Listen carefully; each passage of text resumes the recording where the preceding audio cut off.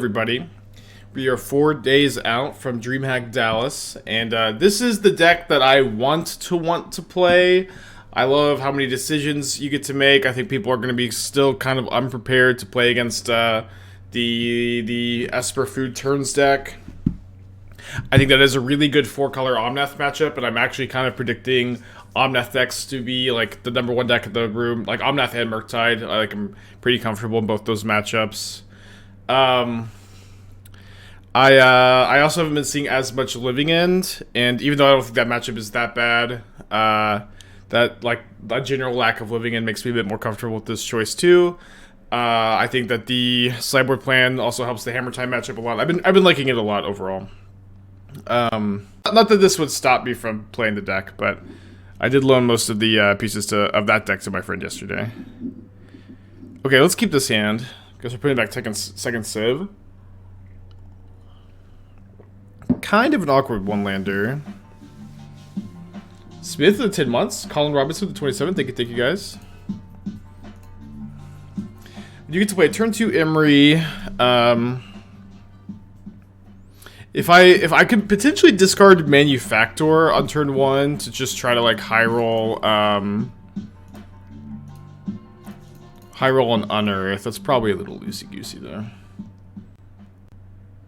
If I consider changing Minamo to Islet or Waterlog Grove to make it a better top deck. Minamo has won me many games. I'm not that interested in cutting it. So I guess I'll just go Spellbomb Emry. Yeah, Minamo has won me enough games that I'm really excited for it. It's also like you're already playing 4 Urza Sagas, and it's not like you're super hungry for more utility lands, I think. Okay, didn't really draw anything off the Emry. I guess I have the Spellbomb, but... And I do just have Cookbook Time Sieve on the play against humans, so if I draw a land, we're going to be in good shape in theory. Yeah, this looks like the Pyre Humans list that we lost to in the... Ooh, that's an interesting draw. So I could Unearth Shredder, crack Spellbomb, play Spellbomb... Seems like I should just Unearth the Manufactor. Bit awkward to not get like my food token immediately. But we have Time Sieve Cookbook, so it's hard to feel too bad. We could even like discard Time Sieve, replay Time Sieve, which is kind of a weird line. I guess we're hoping for no Thalia, no Meddling Mage, no Kitesail Freebooter. Yeah, it's top 8'd. Manguchi played the list. Yeah, this list is sick, and I guess they can like Pyre into one of those cards too. Let's see what they got. Okay, Champ and Reflector Mage. Okay, Reflector Mage, the Manufactor. Okay, it's very good. And they have a 2-drop to Violin. A Lieutenant. Okay. Well, this is going to be tough. If only I had the Unearth to Unearth the Manufactor after the Reflector Mage this turn. Shredder's kind of interesting. I think I should just get the Time Sieve going. Oh no, I was supposed to discard the Time Sieve and then replay it off the Emry, so I have an extra artifact. Oops. Although maybe I'm chump blocking with Emry, we'll see. I think there's a pretty good chance they Pyre for Meddling Mage to this turn, stop the Manufactor. Is Stream Decker down? If you're asking, it probably is. It's down, you know, just kind of constantly.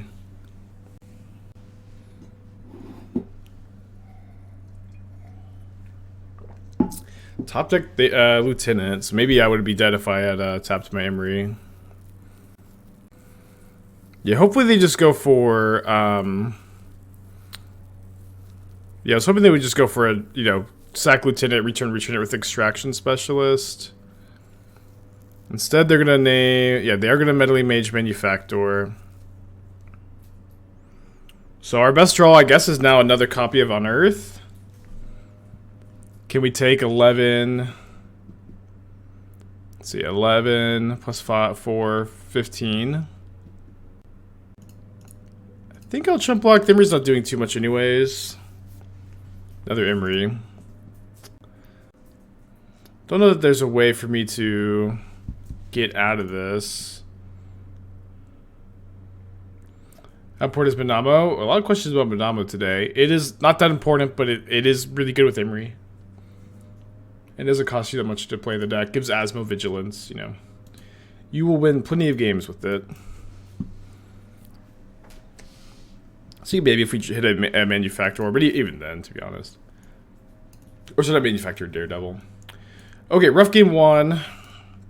Let me bring in the endings. I feel like a Needle's okay because it hits both Pyre and Aether Vial. We got the Nihil Spellbombs, the 4th copy of Time Sieve. I probably want to cut some number of Unearths. I feel like I want to keep in all the Manufactors. Asmo's very good in this matchup as well. Maybe trim. I think I want to keep maybe trim 4th Shredder. Could trim 4th Emry. Trim 4th Emry. Is this like the front runner for me playing at Dallas? I think it is. Yeah. Like I think it hits like the matchup spread I'm wanting to target of like being good against Omnath, Murktide, Burn, Blue-White Control, Hammer. It's like, I think it's pretty medium against Living End. It's like the matchup's really swingy where sometimes you can like just discard Manufactor, middle over a bunch of cards with Emry, Shredder gets to connive, and you just get to combo, and sometimes like it's just not close at all. The matchup is really, really swingy. You also have like main decks Nihil Spellbomb in that matchup. But also like Living End, at least some Magic Online has seemed to like fall out of favor a little bit, like more than I expected it to.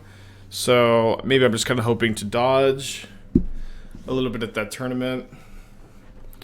Tron is like the worst matchup for this deck, but I don't necessarily expect Tron to be particularly popular. I'm sure some people will be playing it, but people will always be playing Tron. Okay, we can keep this. Obviously, Emry plus Bauble is a bit stronger. I'm going to save the Bauble so that I could potentially draw a Shredder and play Shredder next turn, which I think I usually prefer. Okay, there's a Vial. We can maybe Needle that with Saga. And then now we also get to basically cast the Aether Spellbomb for free. And we hit an Ovalchase Daredevil. That's nice. Oh, but we milled over our Needle, but we can cast the Needle off Emry. Okay, weird.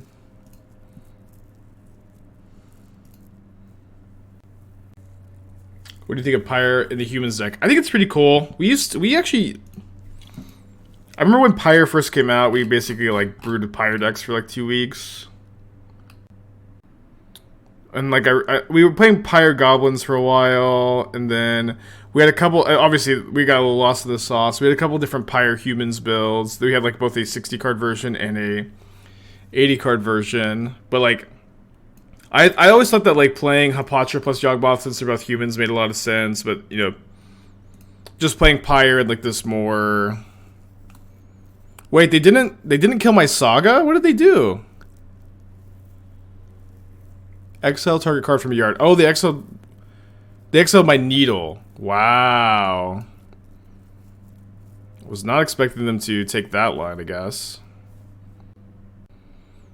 A lot of top tier decks aren't in my consideration for weekend. Do you just not have the reps with them? Or do you specifically want to play that text about it directly? Well, I guess we could talk about each one individually. Murktide is like of like the tier meta game decks.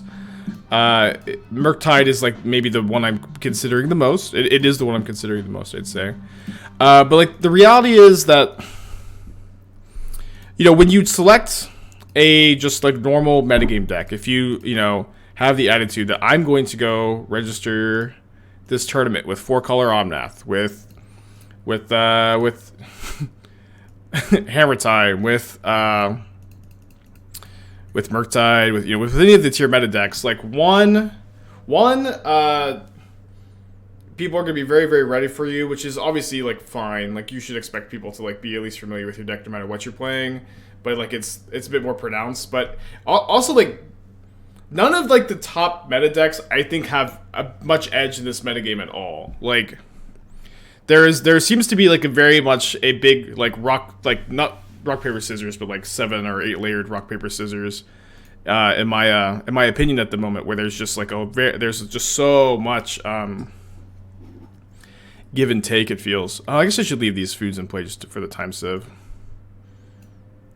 You know what I mean? I don't know if you guys also feel that way, but it's just like Omnath is very good against like specifically Murktide and Hammer Time, and then there's a lot of linear decks and big mana decks that are very good against the Omnath deck, and the Murktide decks are like kind of good against those. And Living End has like has had a huge target on its head, so it's falling out of favor. It just feels like there's so much. It just feels like there's so much rock paper scissors that I don't feel like any of the metagame decks have a huge edge.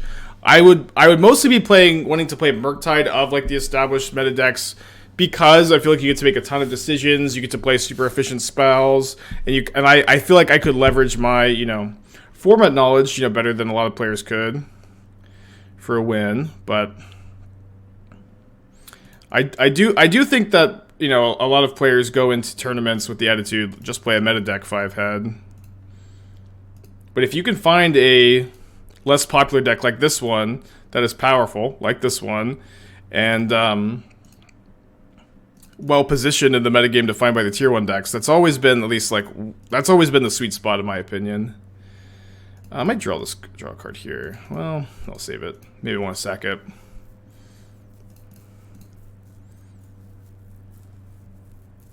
See, I wrote the 10 months. Appreciate you.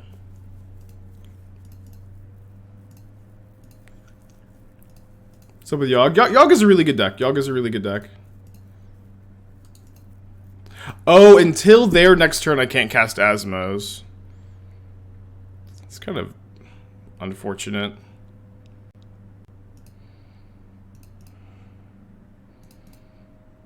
I think I will go ahead and take one more turn, though.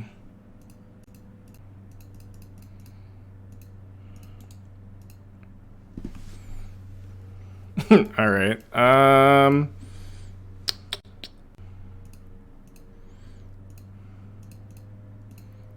Not a lot of help. No, Bouncing Reflector Mage does not allow me to cast Asmo. No, that's not how that works.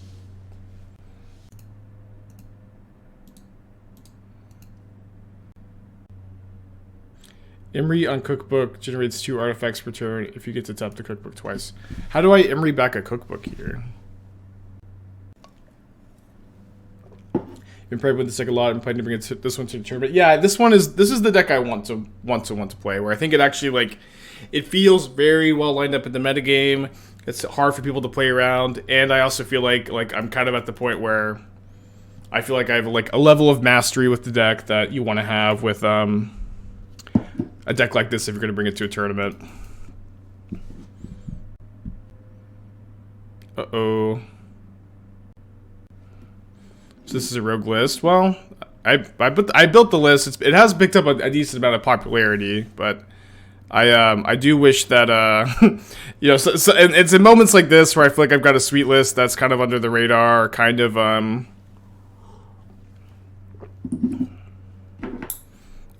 good tier 2 deck that's well positioned in the metagame. I kind of wish I could just keep it secret for a little bit, but it's fine. I'm not really in the position to do it. It's okay.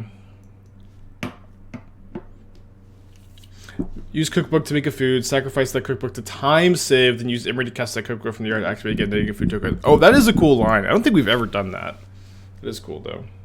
What's a tier 2 deck? Yeah, I know. We always meme about the tiers, but, my definition, how I like to define tiers, I like to think that tier 1 are the most popular decks that shape the meta. And so these decks would be decks like Murktide, Omnath, Living End, Hammer Time at the moment. These are the decks that are both very, very popular and very much like the decks to beat. And, usually the decks that are popular are the decks to beat and are the decks that you can expect to come up against. Usually these decks are also going to be very good. And then, in my opinion, a tier 2 deck is a less popular deck that is well positioned in a metagame defined by the tier 1 decks. That's usually my definition of a tier 2 deck. And then, a tier 3 deck, in my opinion, is a deck that is poorly positioned in a metagame defined by the tier 1 decks. And so I would consider this a tier 2 deck, because I actually feel like it is well positioned and powerful in our current metagame, despite not being that popular.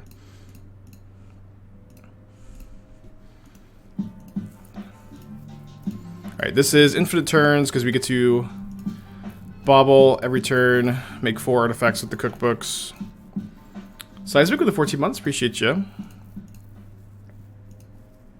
Would I rather come in first this week of the stock 75 or come in top 8 with the original brew? This is a bad question for a fan to ask. That's not a bad question. I would rather win. I don't know. I like to brew. I like to build lists that are competitive. I get real nerdy about it. I get real excited about it. Maybe should I also be playing Bone Shards? Maybe I should be. But it's like, at the end of the day, like, I think having that attitude of selecting a deck just for the sake of, selecting a deck because it's a rogue deck is not something I ever want to do. I genuinely believe in this deck. I genuinely think it's an excellent choice at the moment. This is something that, like, it's a very delicate dance, and the deck selection's not always perfect when you choose to play a deck like this. But, like, the reality is, like, people always have this attitude, Spike, you're going to play Esper Food at the tournament? Why not just play stock Murktide Regent that has, like, no edges in the metagame at all, and everybody's ready to face? And, like, why not play Hammer Time in the tournament where everybody's going to have, like, 6 sideboards card for you, and they're also super familiar with the matchups, and you also don't have that many good matchups, It's just like, dude, Triple Saga. Do we keep, though? We might keep. I think I'm going to YOLO it. So this looks like a lot to keep track of paper. People keep saying that. I feel like it's going to be fine. I could be wrong. We'll find out. I don't think I've ever kept a Triple Saga hand in Modern before. Yeah, too bad we can't Needle Vial. Maybe Needle Pyre.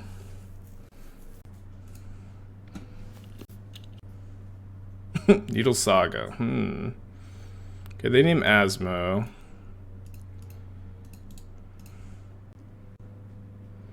I want to draw a Manufactor.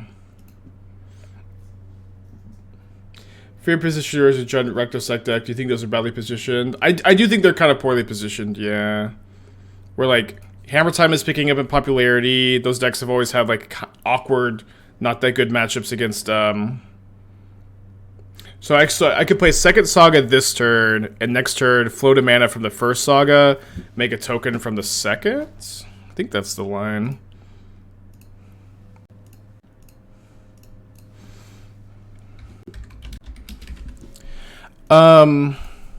Yeah, I haven't liked those decks positioned in the metagame as much. Like, those decks have a lot of, like, really rough matchups. With this deck, there's not much, like, I'm super scared to face, And that's usually, like, I think the sweet spot to hit with these strategies, where you're just, like, actively happy to see a lot of the top decks in the format.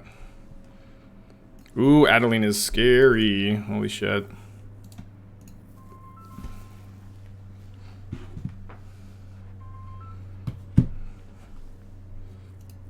Crap, the 14 months, thank you. Where I sold Naya Combo Brew. I like the list. I haven't been playing it that much in the last couple, like the last week or two, I guess, but I liked the deck. So what are we getting here? I think it kind of makes sense to get another cookbook. Because, like, I can't really use the Shadowspear, Aether Spellbomb, anything else this turn.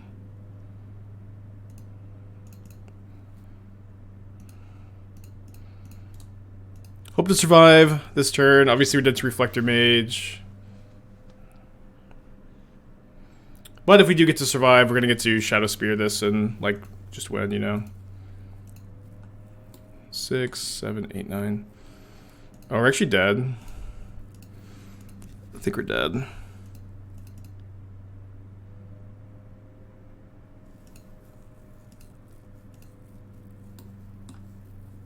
Yeah.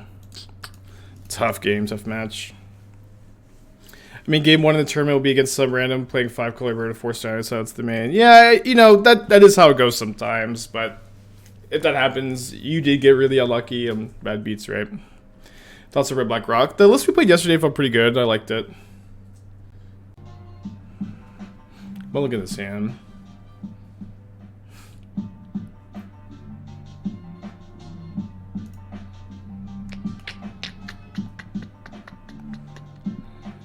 Okay, let's keep this. I think I'll put back the Spellbomb. It's kind of close. Are heavy interactive decks or combo decks generally good? Or generically tier 1 in my opinion. Alternatively, would decks that have more interaction or combo be better positioned? I think that people kind of get a little lost in the sauce with questions like this. They talk about like... They try to talk about like what archetypes are or are not tier 1 typically. But just like... Every deck is different. You know, every... That's like trying to evaluate a card just because it has a mechanic on it. Like, it can maybe give you an idea of how playable or not playable it might be. Or I'd save the Bauble for Shredder next turn. But, like, the reality is, like, you just have to, like, actually play. You have to play the deck, and that's what determines, like, how it's positioned in the metagame. Like, there are, like... You know, for decks that play lots of interaction, there are tons of decks like that in the format. Mid-range decks, tons like that in the format. Combo decks, tons of those in the format. No, like... An archetype is not going to be, like, a contributing factor to how playable a deck is or isn't. This is what I think I'm making for DreamHack if I qualify. If you qualify, I thought it was an open tournament. Is DreamHack not an open tournament? This is the first I'm hearing about it. So I'm going to lose my mind. Okay, so we've spent some amount of time on these kind of like red-green. Oh, awesome draw of these, but on these like red-green mid-range decks. Oh, that is a good draw too. I do need to find a black source soon. And like the issue with these strategies, the issue with trying to play all red-green grindy cards with no Blood Moon is that you are going to be really, really, really fragile to big mana and combo. In fact, like you are almost in an unwinnable position against those decks where your clock cannot realistically close out games in a timely fashion. Yeah, you just like can't close out games in a timely fashion. And okay, what are we doing here? Okay, that's a really good draw. That gives us a plan. Was I supposed to actually discard Manufactor? Oh, I was. So I could try to draw a black source for Unearth. I think I have to chump block here too, because like they could just give Pro Blue and kill me next turn if I don't chump block. Okay, I did draw the black source.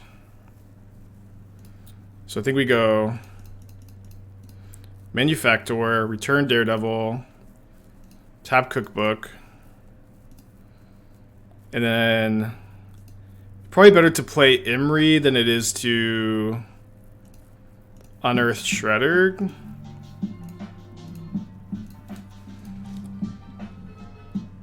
And we even have a colorless and a blue blocker to play around another hammer. Yeah, we can just chump block with this with the Manufacturer if they do give Pro Blue, then go Unearth, tap, Time Sieve. Wait, what is this? Volcano, come on, 9 months, appreciate you. Doctor with the 11. Yeah, so again, the issue is like just like if you're not main decking Blood Moon in this deck, you are just going to get chewed up and spit out by big mana combo. So I feel like in this list, I would probably recommend doing something like cutting the Bone Crusher Giants, cutting like 2 of the Trios Trackers, or Bone Crusher Giant, 2 Trios Tracker, 3 Blood Moon main, and like 2 or 3 Maggots of the Moon side.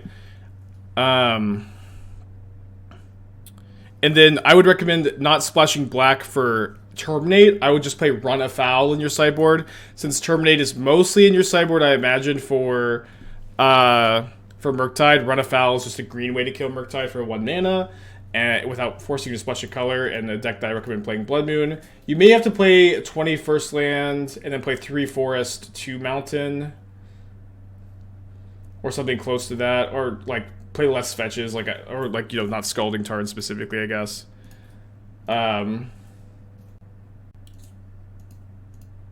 Just maybe going like down to all the trackers, or just play 1 tracker. But cool list for sure. But and like besides that, I don't have like too many criticisms. Like I think that you are playing a pile of really good cards. I do think that with Channeler, Ancient Grudge is a little bit better than Force of Vigor, but I may even want to play 4 Ancient Grudges because I do feel like Hammer Time's kind of making a comeback at the moment. Although that's a bit closer. Okay, so what are we doing here? I think I'm gonna go Daredevil. I'm just trying to think if I want to Emry or if I think I should Emry off the Unearth into Time Sieve. Jabbins with the 4 months, appreciate you. I'm infinite with Emry. Yeah, I'm not like truly infinite, but effectively infinite, right? So just kind of like a lot of loose thoughts. I think you're very close to having a good list there. You just need to main deck like at least 3 Blood Moons, play 3 Forests, 2 Mountains, 21 lands, got the Tarns.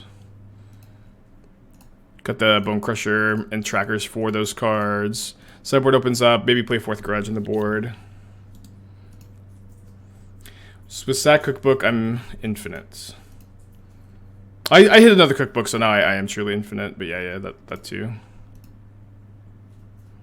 I think, right? Or no, if I sack the cookbook first, so I discard, then I sack cookbook. I don't know that I actually have like the 5 artifacts to sack and then return everything, but I'm sure it would work out with this hand.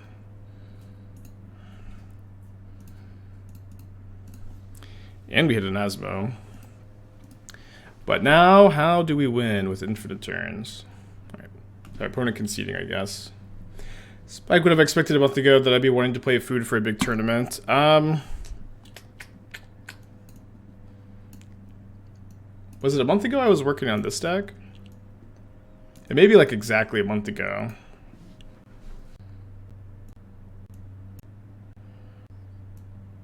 I think this is the sideboard plan. Bring in the removal spells, Needle, go down to 1 Unearth, 2 Shredder, 3 Emry. I think I used to trim some number of Manufacturers, but I've actually found Manufactor to be great in this matchup because it just never ever dies. I kind of feel like this deck needs some number of push. Turn 1 Ragavan is pretty rough. You gotta learn to like just be okay by getting hit by turn 1 Ragavan. You also have creatures that block Ragavan on turn 1. Dude, this hand sucks. Oh no. We have double Bauble Emry, but we just don't have a blue source. I think I mulligan on the draw. Gets hammer. Sounds way better. I think I put back 2nd Shredder. But we also we have Bone Shards and Prismatic Ending, so like, you know, we do have, you know, 7 removal spells post board. Not that I usually bring this in against Murktide, I do bring it against Hammer a lot of the time. Do you fight taking a deck that is so prone to misplays like this one as a consideration for DreamHack? Well, I mean, any deck is prone to misplays to some extent. That being said, like I feel like I play this deck as well as anybody else. I think that, especially in paper, when I'm not talking to chat, and I'm sitting and focusing 100% on the match, I don't expect to make a ton of mistakes. I think that I have, and I also feel like I have spent the time to master the list, so, I ain't worried. Oh. Hopefully that doesn't happen in paper. Yeah, people also keep saying, like, that this deck is going to be super hard to play in paper. I really do not think that that's going to be the case. I think that, like, Dice keeping track of the tokens makes it very easy, and it's, you know, you can miss your Bauble triggers, but every deck with Bauble can miss some Bauble triggers.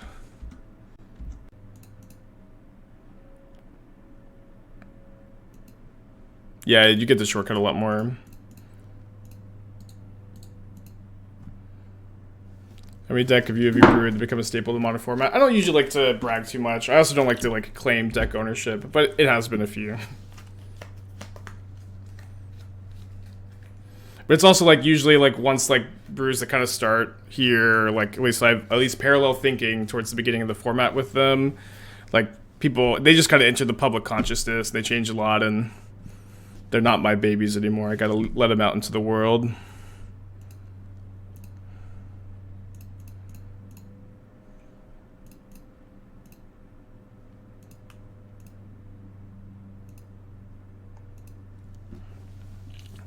trying to think if I want to play this Bauble or not. I probably should. Let me see what their top card is. Nexus. I'll play it.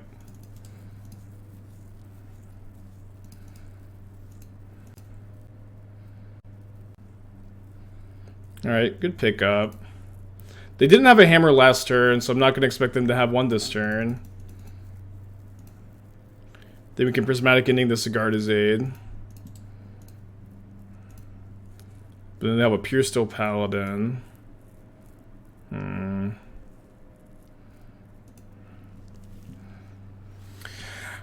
So maybe I have to kill one of... No, they're going to have Metalcraft anyways.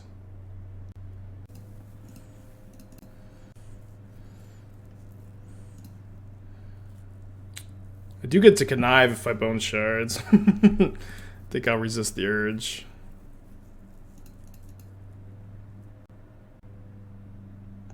Yeah, I think contributing any deck 100% to one person is not correct. Like with all this open data, but I do think I do think that the community also, like, for the most part, hates to give anybody any credit for the amount of work they do on an archetype, which I think is also, like, not true. I think that there should be... I think that the player base should kind of approach a more middle ground, acknowledge players' contributions to an archetype, acknowledge their, their time, deck building, tuning, because, like, there is, people act like there's, like, a big nebulous void of hive mind when it comes to these decks, but the reality is it's, like, a lot of individual work. It's, like, a lot of, like, different individuals that people, learn from. And so I kind of think a more, like, middle ground approach to credit or whatever is kind of what I'd like to see in the community. I think everyone attributes mana symbols to the success of creativity. Yeah, mana symbols is a big part of that deck for sure. For sure. And also, so was Canister too, who like mana symbol is like very on the Velomachus, and Canister's like, well, this list is pretty good, but it would be better if it didn't play Velomachus. And it's just a lot of community effort. Alright, so they needle my cookbook. I have only 2 more endings in the deck, which is kind of rough here. I think I'm just gonna try to connive this turn, though. You go for Emry plus Aether Spellbomb this game, which is kind of interesting. I think that makes some sense.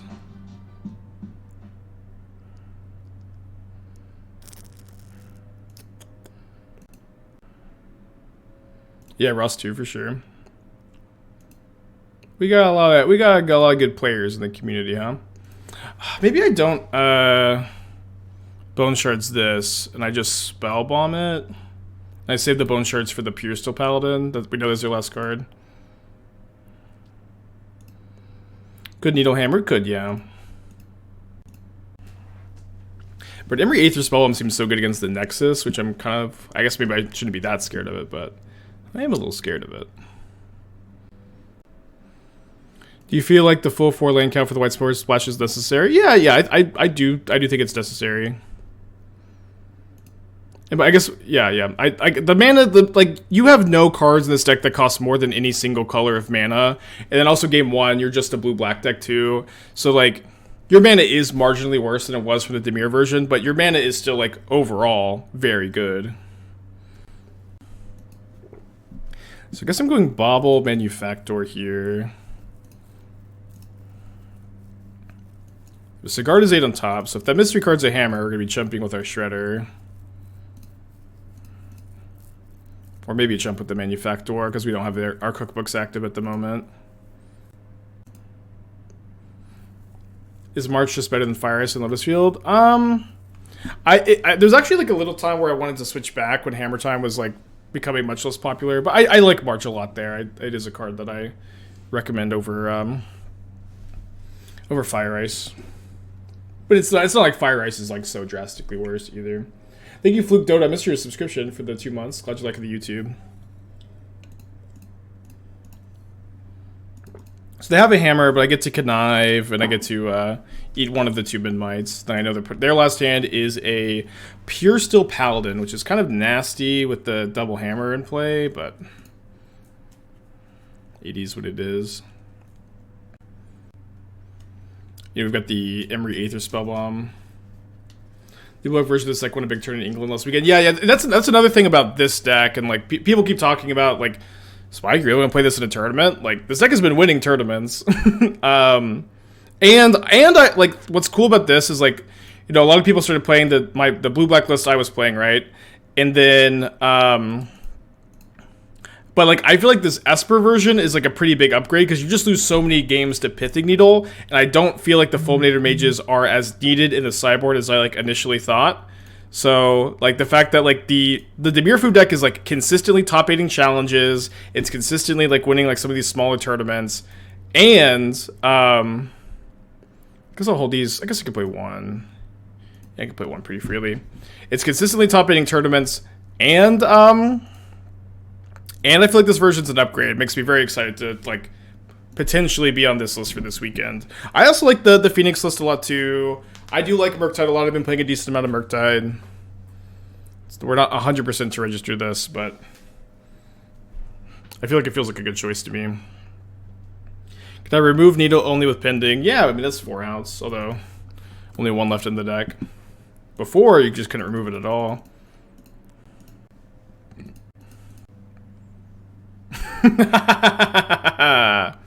Awesome.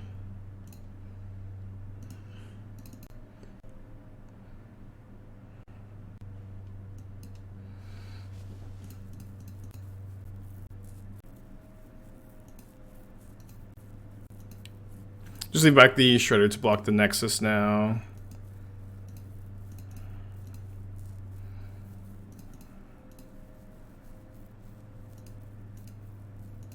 Don't forget to make food. Well, I couldn't make food before because there was a Pithing Needle on the cookbook. But now I can. Why not Brazen Borrower over the White Splash? Well, you may look very closely at Brazen Borrower and see that Brazen Borrower merely bounces the 1-mana Pithing Needle for a turn, while Prismatic Ending can exile Pithing Needle, Rest in Peace, Sanctifier in Vec permanently. And then also, like, this deck doesn't care that much about having a random 3/1 flyer. Any ideas why the conversion rates for Murktide seem to be consistently quite low? I mean, we're talking about this, like, recently, but, like, Murktide is a good deck. It has a ton of targets on its head, and it has a bad matchup against most of the other decks in the metagame. It is, like, it is unfavored against most of the decks in the metagame. Like, just not by a lot. It's kind of like Jund Midrange used to be, where it had, like, it was kind of a little bit unfavored against everything, but did have game against everything. But like the best players will consistently do well with it, but it is very much like not a deck that is like super oppressive despite people having the attitude that it is. It is a deck that's very popular because it's fun. You get to make a lot of decisions. You get to play Counterspell, Expressive Iteration, Lightning Bolt, Ragavan, DRC, Murktide, all cards that players gravitate to. Oh, I should have played my second Manufactor, though it doesn't really matter that much. But, like, you know, the Urzas do not play very well with the Unearth plan. You would need to both play Urzas and more lands to facilitate a 4-drop in a list that is, like, very, very tight. And in some ways, Urza doesn't facilitate that well to the deck's game plan, too. I mean, it's obviously not bad. It's very synergistic, but I'm happy enough to exclude Urza. Okay, we're pretty resilient to Thoughtseize. They probably should take my Emry, unless they have a removal spell for it, then they take Manufactor. Do you think I'll play one Tez and Paper? I don't think I'm going to play a Tezzeret. I don't think that Tezzeret meaningfully improves your overall match win percentage. I actually have my Emrys on my desk. They came in the mail the other day. But they are also the only cards for this deck that have come in the mail so far. I'm kind of getting worried that I'll have to beg and borrow for the rest. My Shredders still aren't in yet. I beat the boss. That's my desktop background for the first time. Finally turned the picture. Awesome. Congrats to you. I do have Sagas, yeah. Or, yes, I do have them. Please come. There's a snake. What's up? There's a snake. Okay. I have to go fight a snake. What's up? It's me, your friend Aspiring Spike. What's up? It's me, your friend Aspiring Spike. What's up? It's me, your friend Aspiring Spike. What's up? It's me, your friend Aspiring Spike. What's up? It's me, your friend Aspiring Spike. What's up? It's me, your friend Aspiring Spike. What's up? It's me, your friend Aspiring Spike. What's up? It's me, your friend Aspiring Spike. What's up? It's me, your friend Aspiring Spike. Did you know that the average American swallows 6 snakes a night in their sleep? I was made aware today. Just it was in the house. I thought that it was I thought for sure it was gonna be in the backyard. It was in the house, but it was pretty small. It was like this big. I grabbed it and just threw it out in the front yard. But it was in the house, which is scary. But it was pretty small. Yeah, it was a real snake, alive. I picked it up with these and like curled its tail around the tongs, and it was pretty fine. Just threw it in the front yard. No snake zone. Yeah, it was okay. You Americans are really crazy, really tough. I mean, I don't know. When you swallow 6 snakes a night in your sleep, you just kind of like, it doesn't faze you anymore. It was a small snake. It was a very small snake, probably like 7 or 8 inches. What color? It was like you know, like red and yellow bands all around it. I can't remember if it was like, if the red was next to the yellow, or if it was red next to black. Do you want to see the MTG Vintage DreamHack IRL stream? That's a good question. I've been kind of thinking about trying to IRL stream it too, but I think I'll probably do what I usually do and like think about it and then waste all my time and not have the time to get it all together.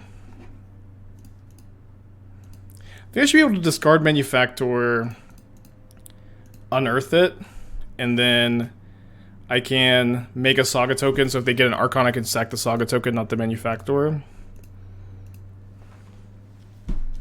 Yeah, I was like a tiny garden snake.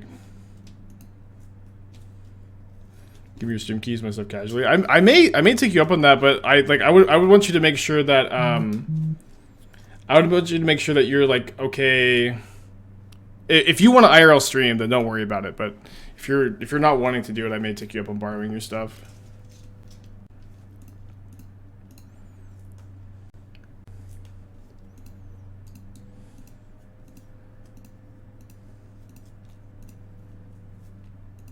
So easy mode here is just drawing Time Sieve.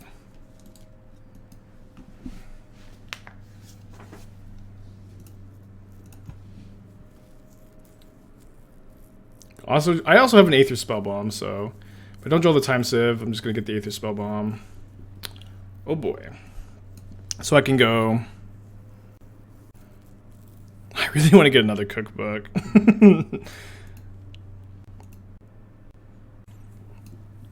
I'll get the stupid Aether Spellbomb. I'll interact with my opponent.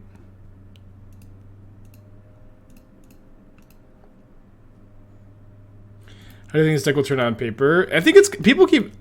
Maybe there's something I'm missing. People keep acting like this deck is going to be a nightmare to play in paper. I think I'm just going to get one of each token, put some dice on it. It's going to be totally fine. I won't... I also, like, can shortcut these freaking Ovalchase Daredevil triggers. I'm really looking forward to that. I also get to go, okay, I'm going to take infinite turns opponent, and then they'll get to go, but how do you win? But how do you win? And I'll tell them I'll just attack you, I guess. And then they'll be like, oh, okay, I concede. Alright, let's start cracking some clues.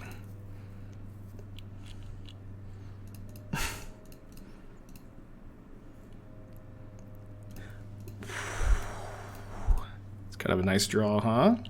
An above average top deck. Wait a second, if Tim has 0 treble. Thanks for the scouting. Alright, so we're bringing the Lantern. Probably not going to sideboard super duper heavy here. Probably just have Aether Spellbomb as a way to bounce, resolve, Archon. Teferi is probably okay too. Probably down to play Teferis. And then let's cut the Shadowspear. Usually leave in Springleaf Drum when I bring in Teferi. 4th Time Sieve. 4th Manufactor, I think. Bone Shards. Oh, we have Asmo and Aether Spellbomb to deal with Archon. I don't think we also want Bone Shards. One thing I'm trying to figure out is if we can get more data from Google Fi. Yeah, let me pay you for any data that I use if I do borrow your equipment. And if you could like DM me or something, like letting me know if you are gonna want to stream or not as soon as you know, so I can make some more plans. Because I got Esther a pass for the event too, so we're gonna go together. But I want if she's gonna come, or when she comes with me, I guess we should just invite her friend. We should just invite her friend anyways. Because I don't want her to just be bored the whole time while I'm playing the tournament. Yeah, let me just tell her actually. Esther?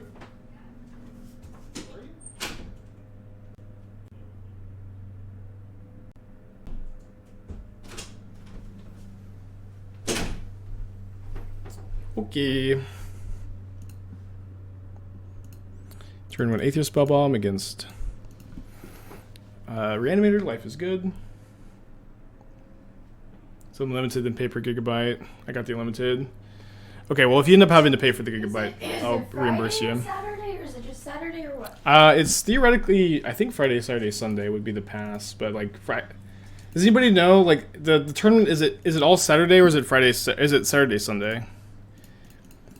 What days are you going? Well, I'm gonna go Friday. Doomwake's coming Thursday, and then I'm gonna go Friday. Hitashi's coming, and we have plans to hang out, maybe do dinner or something. And Hitachi has generously offered to loan us his IRL streaming equipment if he doesn't want to IRL stream it himself. Wow. Well, he's still deciding it. Saturday, Sundays, then they. Saturday, Sunday. Okay, cool. So it would be like all weekend. She obviously like she doesn't have to come up all weekend, but I would want you to have. So, are you gonna go Friday though? Yeah, I'm gonna go up Friday. Like, you don't have to come Friday, but. Oh yeah, I work. I can't come Friday. You can ask the day off. I don't know. No, I already had a 4-day weekend and I have stuff to do. Okay, so Saturday, Sunday. So my boss is out, so I'm. Okay, that makes sense. Yeah. I'm trying to do things on my own and really. Okay. Get stuff yeah. done. Good. To prove to myself and my boss. You're a killer. I'm a good worker.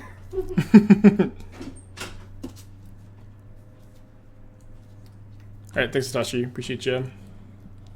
Everybody say thanks Hitachi.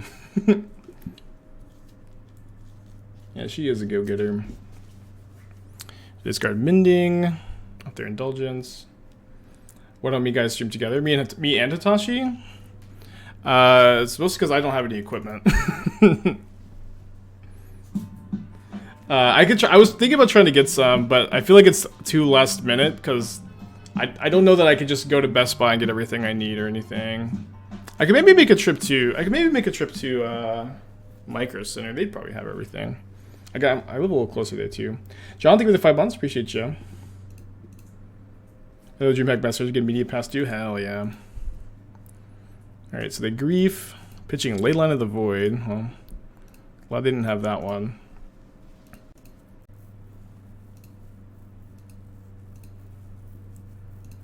Then get back Spellbomb. I think I cast my cookbook too. Fries is everything you need, dude. The Fries local to me sucks. Like nobody there is knowledgeable about technology at all, and their selection has. I mean, the Fries near me closed down because it was horribly mismanaged. They had no inventory. I couldn't get like a freaking HDMI cord one time there. They had no HDMI cords. They had no Ethernet cords. And I was like also looking for like I was looking for like an HDMI splitter in addition to my cords. I was going up there with the attitude, I'm gonna get my cords, and then I'm also gonna get like the splitter and like try to work on that for my setup. And like they didn't even have like the regular cords. Right. Go to match 4. Pretty good hand. We'll put back the Shadowspear. Obviously needs a second land. At some point, we should have plenty of time to find one. Yeah, Micro Center's number one.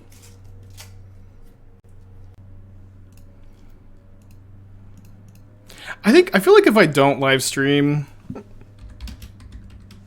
the dream hack, I'm gonna regret it.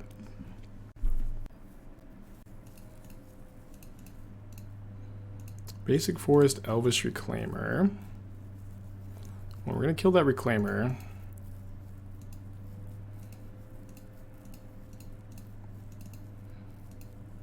Dude, I would love Micro Center to sponsor. That would be sick. Yeah, won't play the Modern event if IRL streaming seems like it might be really big. Yeah, I think you would probably have a really good time just like wandering around, enjoying DreamHack, because I feel like you're very plugged into that world. What did we lose to this league? We lost to the Pyre of Heroes Humans list that we lost to in the challenge in round 5 this over the weekend. That list has definitely seemed very interesting. Yeah, dude, this is very lucky to be on like a one-land Asmo draw, but in a matchup where Asmo is just like kind of unbeatable. Unbeatable is a bit hyperbolic, I guess, but get to mow these creatures down. The boom mic is on the camera. That sounds awesome. Disconnected commentate. Yeah, that's how Anurag ends at MTG has his setup. He was doing some crazy coverage of SCG Dallas, and he's doing coverage this time too. Okay, so we have to kill the Dryad. Ooh.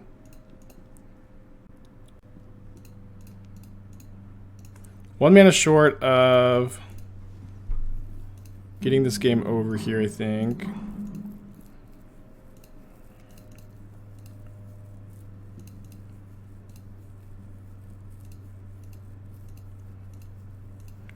I don't know that they're going to be able to get me this turn.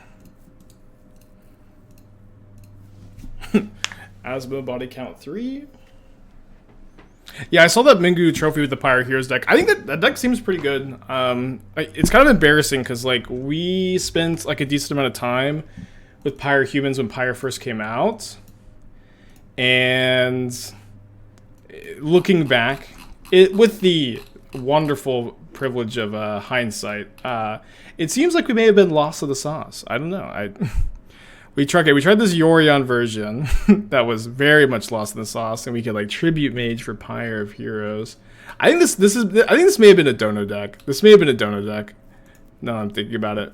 But I was also trying this 60 card version that was trying to assemble Zulaport Cutthroat, Yawgmoth Hapatra, or Safi Renegade Rallier, and then Yawgmoth as like the sack outlet for these. But maybe like just playing Pyre in like the normal ass humans deck was better, huh? just like playing Pyre in the normal ass human deck. Was that the line the whole time? What?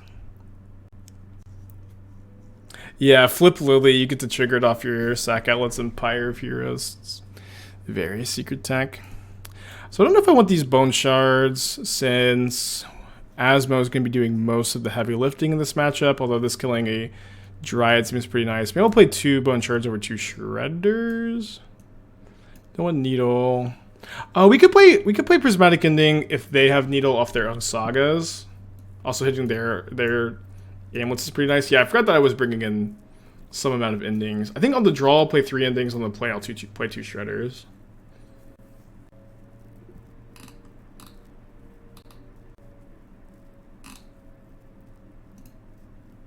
Dude, this is sick.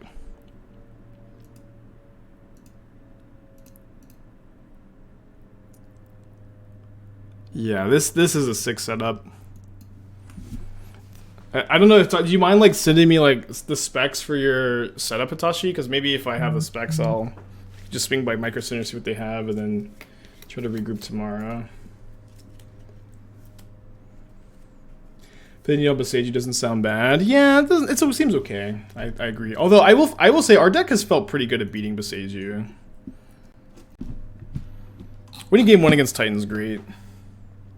Got your shredders. I bought shredders for $20 like 2 weeks ago, or like a week and a half ago maybe, and they haven't shown up in the mail yet. Okay, Asmo's really good in this matchup, but double Manufactor Time Sieve is just the combo. We have it in our hand here.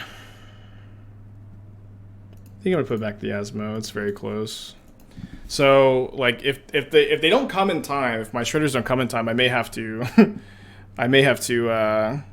buy them again, or beg to borrow them.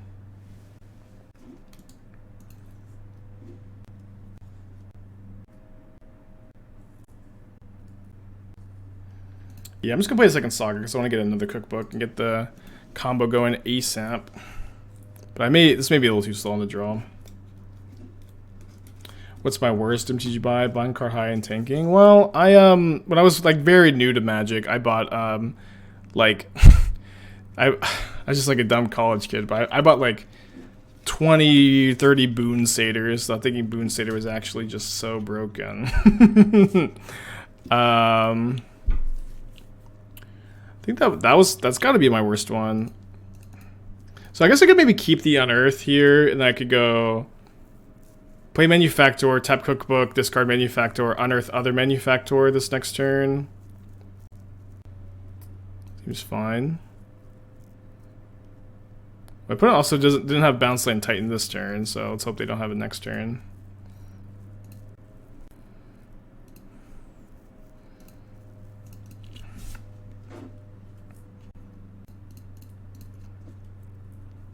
Is it better to play Emry, actually? I could go discard Manufactor, and I could go cast Emry. And then I can just unearth the Manufactor next turn without much problems, in theory.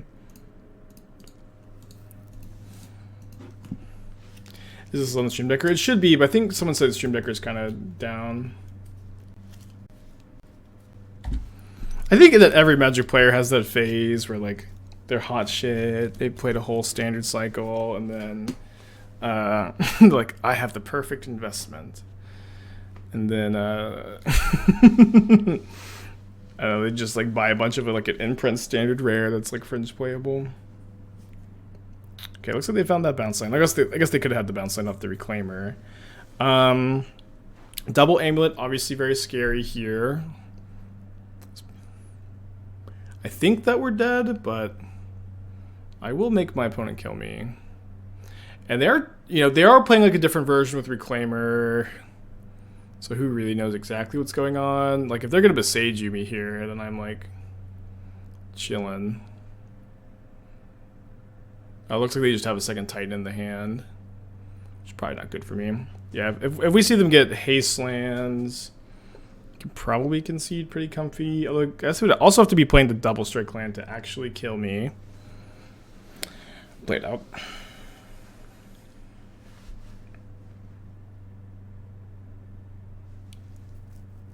Yeah, they're good. It does seem they're gonna bog me, which makes my decision of Emry over Manufactor seem a lot worse, huh?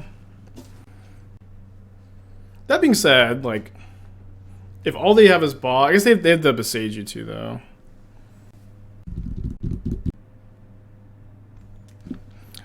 What an exciting stream, huh? I fought a snake, I won. Plans to IRL stream DreamHack. Exciting stream, huh? Yeah, I remember Jacerin's Prodigy was so crazy expensive in Standard. Did you Ari and Dom talk about this list in recent episodes of the pod? I didn't know. Didn't. Have you ever played against Oops All Spells at a paper event? I have in Legacy for sure. I don't think I have in Modern. Alright, game 3.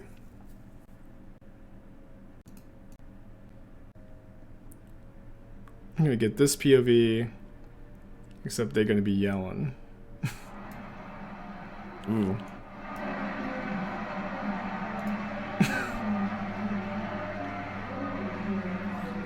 Man, fighting games. Maybe I'm playing the wrong game, huh? This is pretty sick.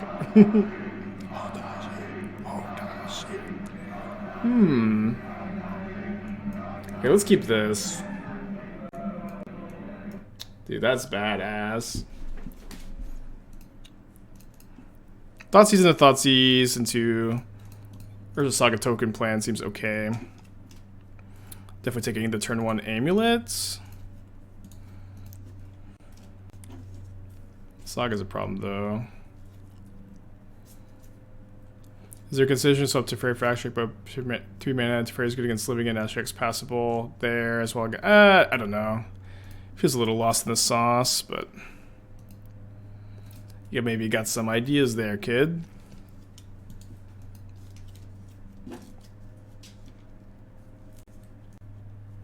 Just going to A commission this weekend. Too bad. We'll figure it out. I do think it's kind of close between making a Saga token this turn and Manufacting. Manufacting is like way higher upside. And we could just make if we're gonna make 1 token and cast a Manufacture in these 2 turn cycles, I think it's okay to lead on the Manufactor and, like, you know, again, just have the higher upside. Although them drawing Dryad is kind of disaster mode, since they have the Valakut in their hand. Emry. Well,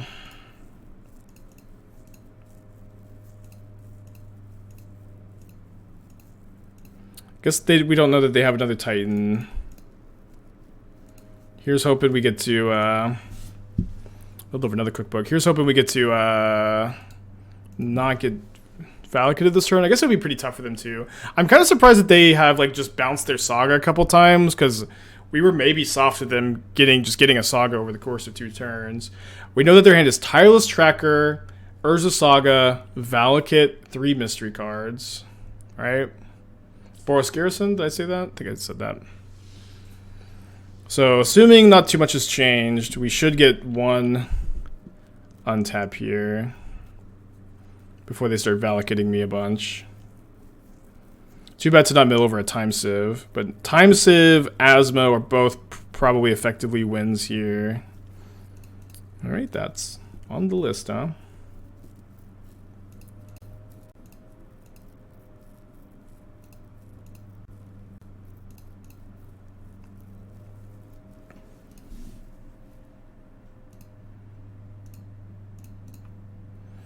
Not quite as good as Time Sieve. And I guess I'm not attacking for lethal either.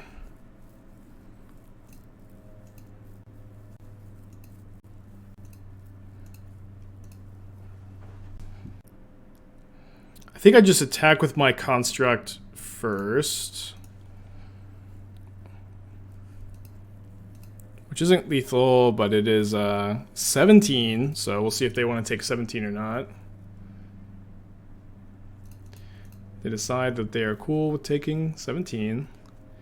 And I feel like I can't really care that much about this tracker, although... yeah, I think I need to be more scared of, like, second Dryad than I do need to be of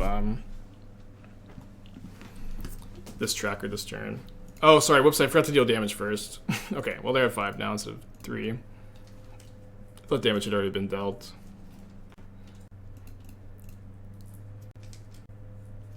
Could have maybe sacked a clue token to post-combat to just try to rip Time Sieve. That was maybe better. Yeah.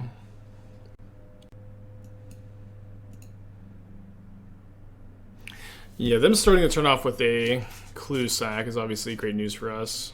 I feel like you do better with this paper because there'll be less opportunities for misclicks. I agree, yeah. I agree. And then, like, managing Daredevil is kind of, like, rough on Magic Online because there's just billions of triggers.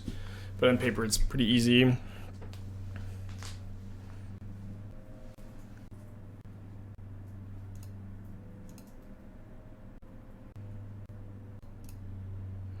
Is this bait? I don't really know how it can be bait.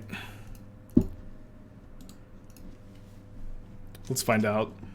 A lot of times when you're playing leagues, I think it's really good to be like, when you're unsure, like, does this attack mean that they're baiting me to, like, Summer's Pact for Dryad? Like, but even if they go Summer's Pact for Dryad, play land, kill something, they're they're like dead on board. So we're not 100% dead on board. I think it's just good to like make your opponent show you in this playtesting like what they can even have in these spots that really gets you. Does that make sense?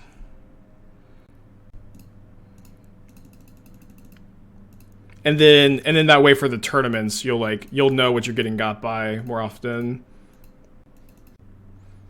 How many tokens do you think you'd want if you're to play a deck of paper? One of each. One food, one clue, one treasure, and then I'll just put dice on top of them.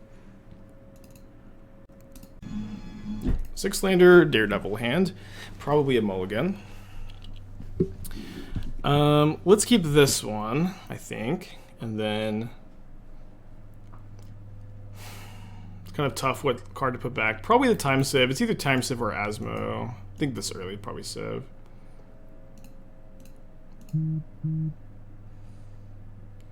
Now, usually he'll Bauble on turn 1 for a possible turn 2 Shredder. I think Simon brought up the other day that maybe it's better to play the Bauble because of either Emry getting Thoughtseize in these spots, although I would just have her on Earth, or like specifically Esper Sentinel makes holding the Bauble worse. So maybe I will start casting the Bauble in these spots. It's kind of close. Obviously, like what happens here shouldn't be that relevant, but maybe I do need to like be casting the Bauble first because of Sentinel. Yeah, sorry, I'll mute the phone. I don't know why it's buzzing so much.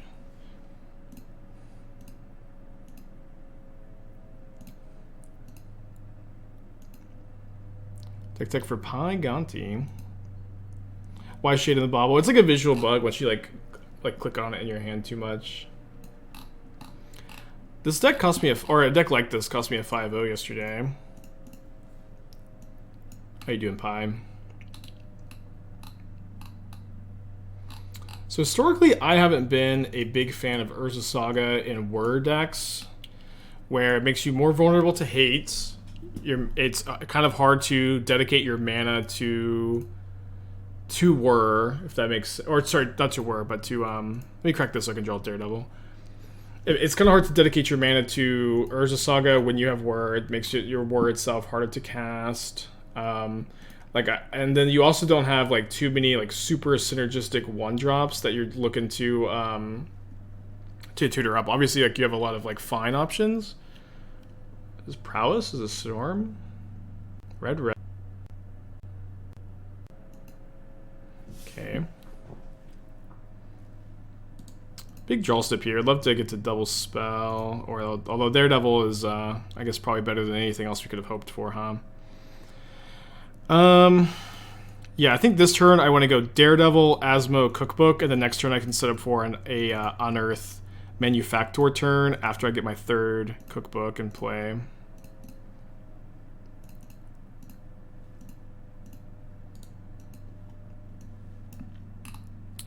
Yeah, so I would recommend cutting the Urza Sagas. I feel like I also have like felt this lately playing a lot of Saga decks, is that very few opponents are just like losing to Urza Saga beatdowns. I feel lately, I can't remember the last time that that I either won with like just Urza Saga token beatdown or lost to it. Like I don't even know when the last time that happened was, and like with that being the case. I need the treasure tokens. I need the treasure tokens.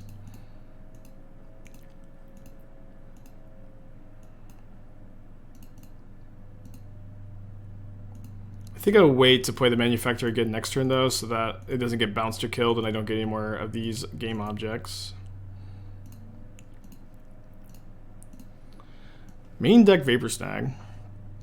Yeah, so I feel like I want to be on sagas, like no sagas, like 23 lands, and then that opens you up to play like 4th Goblin Engineer, which also gives you access to like a powerful tutor effect.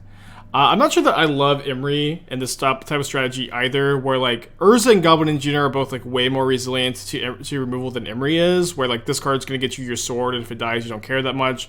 Urza is going to give you a ton of value when you play it, but Emry is a card that's super weak to all like the red removal that's running around. So I think I'd be kind of like more interested in, instead of playing Emry, playing like 4th Prismatic Ending, 4th Whir instead. I've also found that like that one Chalice. Oh, you have the Chalice in the main deck. Sorry, yeah, Chalice in the main deck I think is good. Although, sorry, I would play 4th Portable Hole over 4th Ending. I thought that you were playing 4th. I think 4th Portable Hole is almost feels mandatory. I don't know what my opponent's doing. I'm assuming they're playing a Prowess variant of some kind. Maybe cut the Spell Bombs. Ending can answer both Graveyard Hate and their cheap creatures. Probably a matchup where we want to go down on Time Sieves.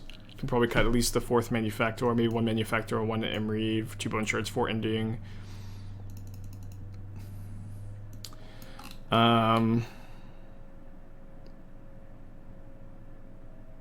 Not sure that you need the 2nd Damping Sphere. It's probably fine. I like the 3rd Teferi in the board.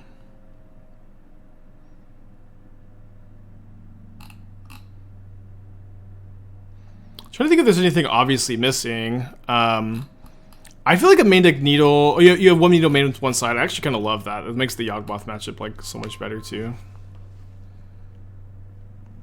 Yeah, I like a ton of the decisions going on here. I don't have like too many notes besides like I really do recommend not playing Saga and not playing Emry. The list looks pretty good overall.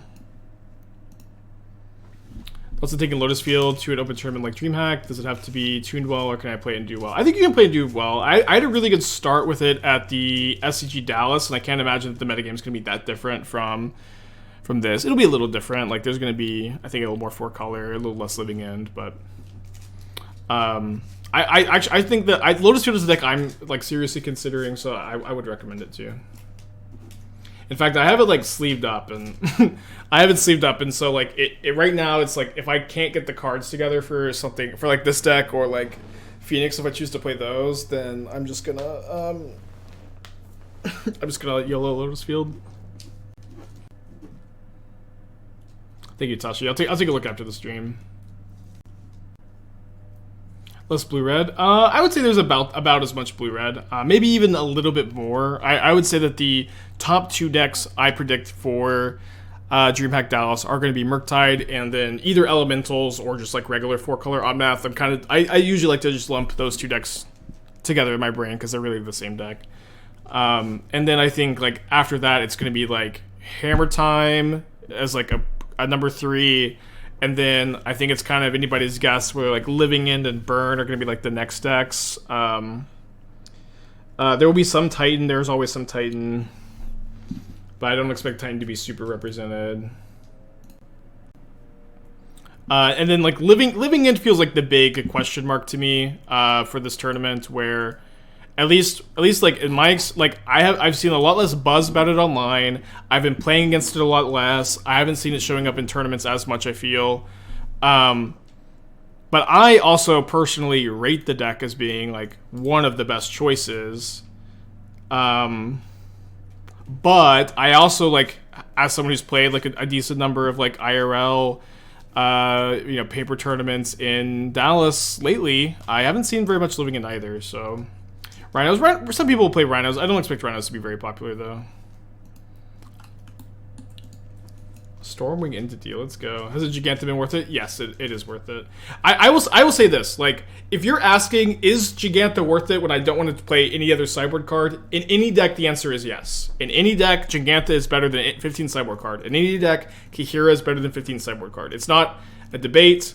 These are just lessons we've learned after, like, many moons with companions. It's just like not really a conversation I think we need to have anymore, to be honest. That being said, the Giganta, like just being able to grab a card and discard it is super relevant sometimes. It doesn't come up that often, but when it comes up, you are very, very happy it's there. And also, like, Giganta is like a very good card against Blood Moon too. Like just like the fact that if your opponent Blood Moons you, this is a way that you can get colored mana. Like, just like the combination of those factors does make it worth it. But the worth it here is like mostly related to the fact that it doesn't really cost you that much. It's just one sideboard slot. Okay, I'm gonna sack a food here and then hope to top deck something. I think Rhinos is better than its representation suggests. It's not that popular at Moto because it's expensive. I I think Rhinos is better than its representation suggests. You know, this is not something I say almost ever, but I do think in this one against Stormring, I'll play the 4th shards. I think over 4th ending. This is kind of weird to say. I don't say this that often, but the play patterns of Rhinos are super repetitive. I think a lot of the Rhinos pilots got really burned out on the archetype, and while it's still a fine choice to play in tournaments, you remember Brittany MTG won or top 8 in Dallas with Rhinos. I can't remember. I think she won. But like a lot, it's very rare to see it in leagues, and like a lot of people don't even play it in challenges anymore. But I do think the deck is a totally good option. Like it is a totally reasonable option. But like just, you know, it's a deck that's like fun to play for like a couple weeks, maybe a couple months, but it even more so than Living End. Like it feels like the gameplay with Rhinos is so repetitive. Because at least with Living End, you're getting different creatures each time, I guess. Okay, let's keep this. Eureka within 6 months, appreciate you. All about the Yawgmoth life. Yeah, Yawgmoth is a great deck to be all about, huh? Is Jigantha better in this deck post-companion rules change than before? Yes, that was, we were saying that earlier. Yeah, Jigantha is better in this deck than it was pre-companion nerf, because you mostly just want to discard it, which you couldn't do before. Yeah, I just all play Battle of Wits, Is Tron dead for tournaments? People are going to play Tron, because, like, you know, there is an extent of, like, I'm going to play the deck I have.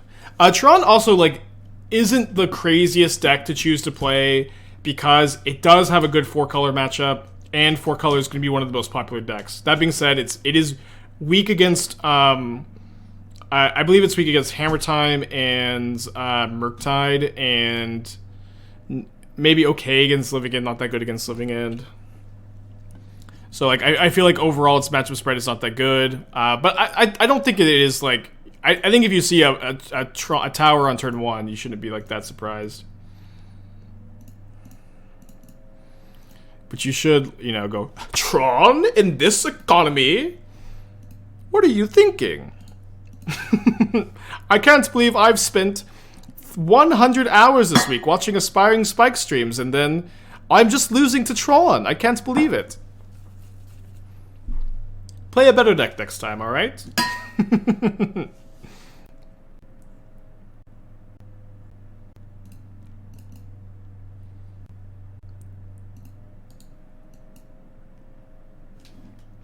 Or the Reanimator Coffers list can contain a large number of retro frame cards. Am I aware of how that can negatively impact the wallet? Yeah, my wallet too. Any thoughts on Belcher as a turning choice? Well, this is something we've been talking about a lot lately too. Like, it is definitely my perception that Beseiju was printed and every single Belcher player gave up. I wanted to get Island here because of Blood Moon, but maybe I should have got Swamp so I could have gotten Saga Token into Emry without shocking.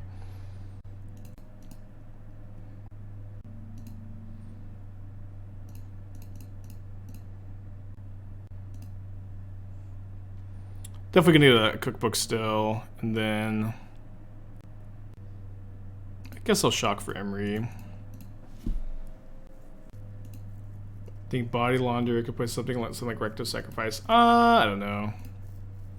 I don't want to trade the Crypt for the Daredevil right now, so I'm gonna wait. I don't know. Not in Recto Sacrifice. I feel like something closer to Yawgmoth.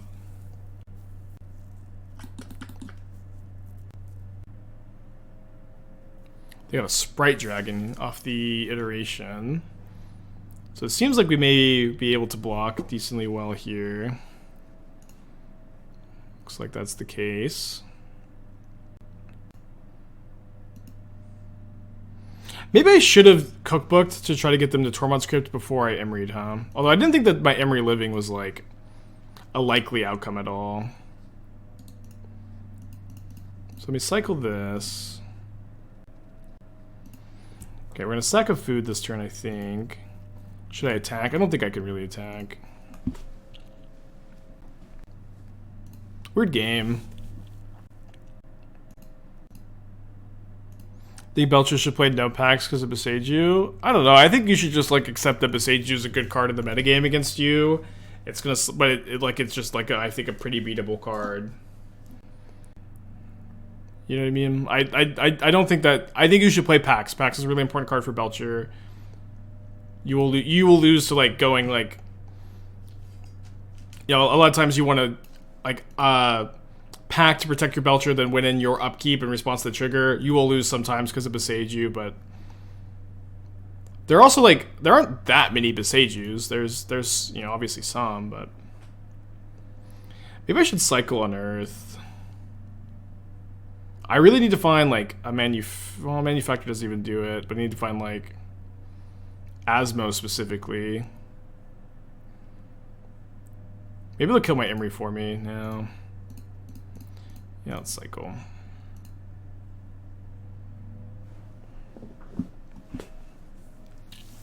Any way that I can connive? Sucks to get rid of 6 locked? Yeah, I mean, it sucks to have like worst case scenario.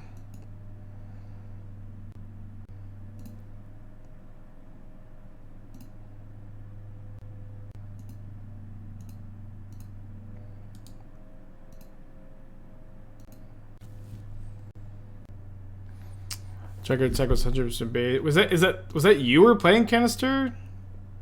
Octo Watch Party? That your alt account? I 2 more packs in my hand, so if you don't top deck ending there, I get rid of your Asmo, I'll probably win after chump blocking 17-17 once with Dryad. Yeah. Gargantuan the 7 months, appreciate you. They have 1 card in their hand. It's a new pasta. I always take the Canister so seriously, no matter what he says.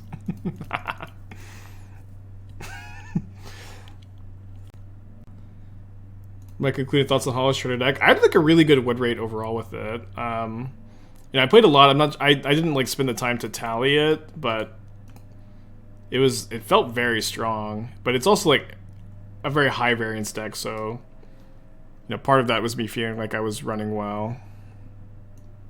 Ooh boy. An above average top deck.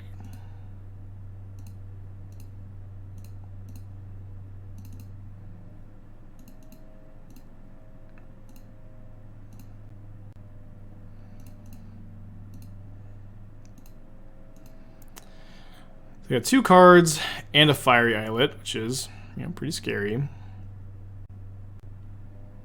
What a headache, I guess. I could just go kill this main phase to stop them from getting out of Asmo range, make a token, hope. I think we're probably not going to be able to win.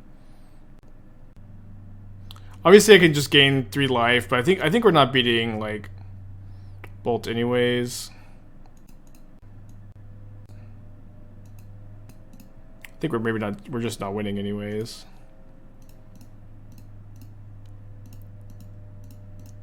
Okay, you go.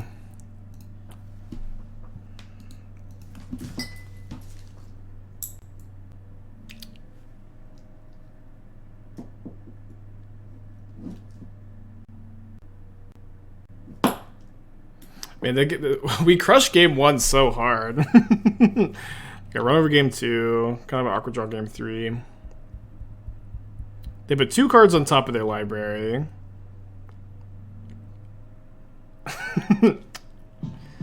Yikes. Bronus to 11 months, appreciate you. Right. Rough stuff. We just, like, game 1 was, like, such a non-game. This is rough. Maybe if Asmo came, like, 1 turn sooner. Okay, a nice little sandwich with a loss at the beginning and a loss at the end.